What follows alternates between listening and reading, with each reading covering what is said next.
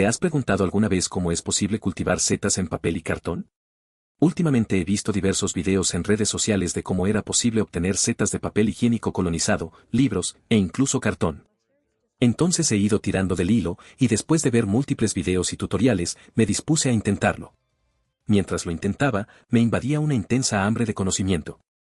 Estaba profundamente apasionado por entender cómo era posible llevarlo a cabo, buscaba artículos académicos recientes para conocer qué parámetros debía controlar, cuáles eran los procesos más eficientes, y cómo optimizarlos.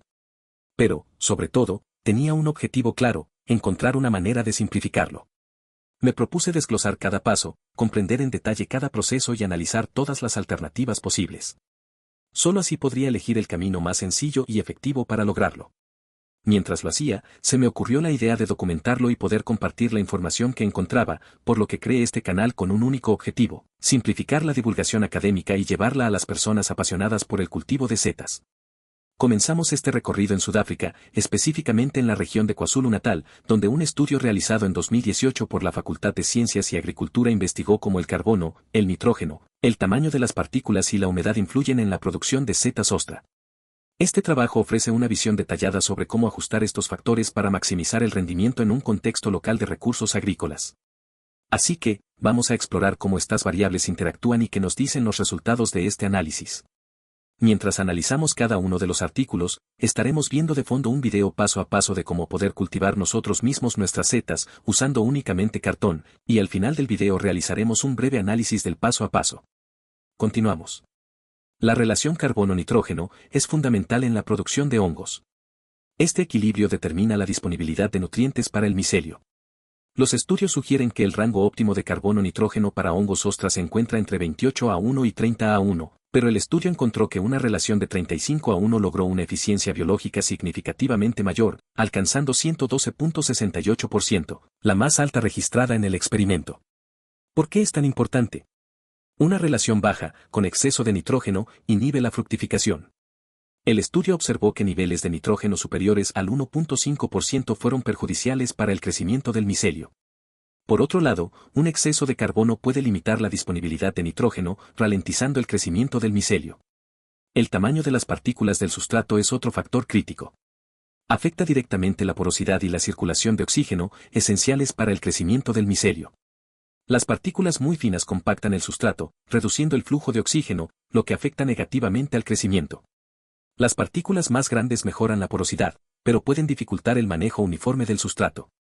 El tamaño óptimo encontrado fue de 8 milímetros, que permitió una tasa de crecimiento del micelio de más del 80% en 40 días. Además, este tamaño de partículas se asoció con la mayor eficiencia biológica, reforzando su importancia en la formulación del sustrato. Ahora viajamos a Ayodhya, India, donde un grupo de investigadores del Departamento de Botánica y Química Industrial evaluó el uso de residuos de papel y cartón como sustratos alternativos para el cultivo de Pleurotus ostreatus. En este estudio, se usaron 8 tipos de papel, incluyendo papel de revista, papel marrón, papel de diario y más. Además, se probaron 2 tipos de cartón, corrugado y estándar. Primero, se pasteurizaron todos los materiales y luego, se colocaron en bolsas de plástico con orificios, donde se mantuvieron a una temperatura entre 22 y 30 grados Celsius y con una humedad relativa del 90%. Los resultados fueron impresionantes. El cartón estándar fue el mejor sustrato, produciendo hasta 495 gramos de setas frescas por cada medio kilo de cartón seco. Esto significa una eficiencia biológica del 99%. El papel de revista quedó en segundo lugar, con 450 gramos y un 90% de eficiencia.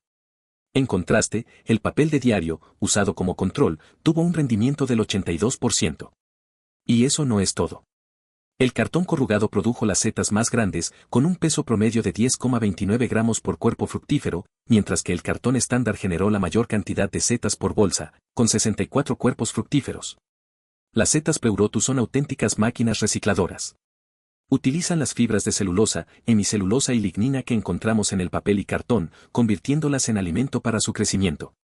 Este proceso es posible gracias a enzimas como la lacasa y la celulasa, que descomponen estos materiales. Ahora nos dirigimos a Irak, donde un grupo de investigadores ha evaluado el uso de residuos de papel y cartón como sustratos alternativos para el cultivo de Pleurotus ostreatus. En este estudio se probaron 4 combinaciones de sustratos para cultivar setas. Las opciones eran 100% paja de trigo, S1, que sirvió como grupo control. 100% cartón, S2. 50% paja de trigo y 50% cartón, S3. 30% paja de trigo y 70% cartón, S4. Para este experimento, se cultivaron las setas en bolsas de polietileno de dos tamaños diferentes, 1.5 kilogramos y 0.5 kilogramos, todo bajo condiciones controladas de temperatura y humedad. Ahora pasemos a los resultados más interesantes. El sustrato de cartón, S2, fue el gran ganador en cuanto a rendimiento, con un impresionante 136.3 gramos por bolsa grande. Este resultado superó por mucho a los demás sustratos. De hecho, la paja de trigo sola, S1, produjo solo 30.5 gramos por bolsa grande. Y no solo fue el rendimiento lo que destacó, sino también la calidad de las setas. Las setas cultivadas en cartón mostraron diámetros de sombrero más amplios, 7.1 milímetros frente a 6.2 milímetros en la paja de trigo, y un peso promedio más alto, con 13.2 gramos por seta en las bolsas grandes. Llegando casi al final de mi búsqueda, encontré este artículo independiente, ubicado en Carolina del Norte. En este estudio se evaluó la tasa de colonización y la producción de hongos utilizando cartón encerado y sin encerar como sustrato. Primero, vamos a hablar de la tasa de colonización. Un dato clave es que el cartón sin encerar se colonizó completamente al doble de velocidad que el cartón encerado. Mientras que el grupo sin encerar alcanzó la colonización completa en un promedio de 60 días, el grupo encerado tardó un total de 130 días. Ahora, vamos a ver cómo afectó esta diferencia en la colonización a la producción de hongos. Ambos grupos produjeron cuerpos fructíferos, lo que demuestra que el cartón encerado también puede usarse como sustrato viable para el cultivo de hongos. Sin embargo, el grupo de cartón sin encerar produjo casi 5 veces más cosechas y la mitad de la biomasa total en comparación con el grupo de cartón encerado. El grupo sin encerar logró una biomasa de 1.636 gramos de peso fresco, mientras que el grupo encerado solo llegó a 829 gramos. El grupo de cartón encerado mostró signos de contaminación 50 días después de la inoculación, mientras que el grupo sin encerar presentó una contaminación mínima. Esto sugiere que el cartón encerado, debido a su recubrimiento, puede haber dificultado la competencia de microorganismos en el sustrato, permitiendo más espacio para la contaminación.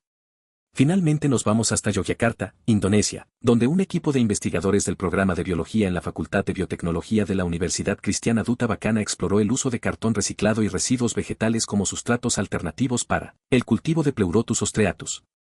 Los resultados del estudio mostraron que las variaciones en la composición del sustrato afectan significativamente la producción de Pleurotus ostreatus.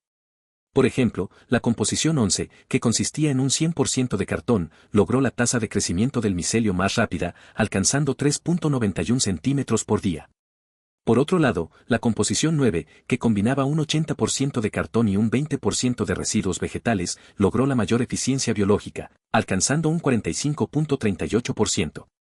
Y la composición X, que tenía un 90% de cartón y solo un 10% de residuos vegetales, generó el mayor rendimiento total, con 97.28 gramos de biomasa.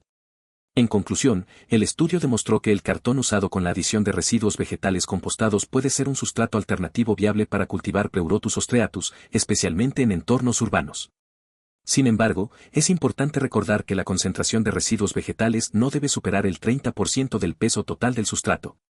De lo contrario, se corre el riesgo de tener un exceso de humedad, lo que no es ideal para el crecimiento de los hongos. Finalmente, la composición del sustrato, la humedad, la relación carbono-nitrógeno y las condiciones ambientales son factores clave para optimizar la producción de setas. Todo juega un papel importante en el éxito del cultivo. Si llegaste hasta esta parte del video, espero haberte inspirado lo suficiente como para intentarlo por ti mismo en casa. Yo seguí cada paso del método que vimos de fondo, y sorprendentemente tuve éxito en el primer intento. Admito que al principio tenía mis dudas, sobre todo por la aparente falta de higiene. La pasteurización se hacía con agua hervida, lo cual no parece muy eficiente considerando la cantidad de técnicas que se ven en Internet. Pero, para mi sorpresa, esta resultó ser una de las mejores opciones, quizás la mejor, en términos de costo-beneficio. Es simple, efectiva y accesible. Nada de guantes, ni cajas de inoculación. Todo se hacía de una manera sencilla, casi rudimentaria. Y fue justamente eso lo que me motivó aún más, la simplicidad. Fue como una revelación. Sin embargo, no puedo ignorar lo que el Internet ha hecho con nosotros. Nos ha atado las manos con sus distracciones, ha expresado lo peor de nuestra naturaleza, nuestras banalidades, la envidia, el odio. Nos inunda de desinformación, engaño y manipulación, mientras se beneficia de la explotación de nuestra metadata. Es fácil perder la esperanza en medio de este caos digital. Pero, en medio de todo esto, también encontré algo valioso.